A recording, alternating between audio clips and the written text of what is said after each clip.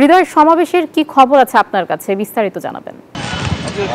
ধন্যবাদ আয়েশা। আপনি যেমনটি বলছিলেন, আমি এই মুহূর্তে রয়েছি নরসিংদীর সেই সমাবেশ স্থলে, যেখানে আমি দেখতে পেয়েছি যে জেলা বিএনপির যেই সমাবেশ হওয়ার কথা, সেখানে এখন কিন্তু ব্যাপক প্রস্তুতি চলছে। এরই মধ্যে নেতাকর্মীদের মাঝেও ব্যাপক উৎসাহ উদ্দীপনা বিরাজ করছে। আপনাকে একটু যদি দেখাতে চাই যে আজকে দ্রব্যমূল্য বৃদ্ধি সহনীয় পর্যায়ে রাখা, একই সাথে আইন শৃঙ্খলার উন্নতি, পতিত ফ্যাসিবাদী চক্রান্ত মোকাবেলা এবং দ্রুত নির্বাচনী রোডম্যাপ ঘোষণা সহ বিভিন্ন জনদাবিতে কিন্তু সমাবেশ করার কথা রয়েছে নরসিংদী জেলা বিএনপির।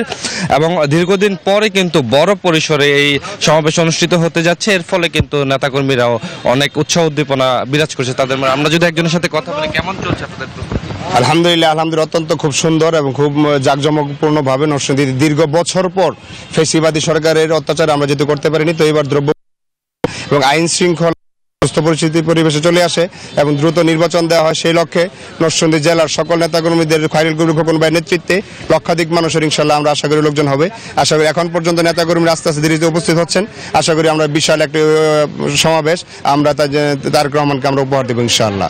তো আসলে যেমনটি শুনছিলেন, একই সাথে কিন্তু আজকের এই সমাবেশে নেতাকর্মীরা যেমনটি জানিয়েছেন যে লক্ষাধিকের মানুষের সমাগম হবে। নরসিংদী জেলা বিএনপির আহ্বায়ক এবং কেন্দ্রীয় বিএনপির যুগ্ম মহাসচিব খায়রুল কবির খোকনের সভাপতিত্বে এখানে কিন্তু প্রধান অতিথি হিসেবে উপস্থিত থাকার কথা রয়েছে বিএনপির ভাইস চেয়ারম্যান আব্দুল গনি চৌধুরী। তো এই ছিল নরসিংদী থেকে আমার কাছে সর্বশেষ। ফিরে যাব স্টুডিওতে আয়েশার কাছে। আয়েশা।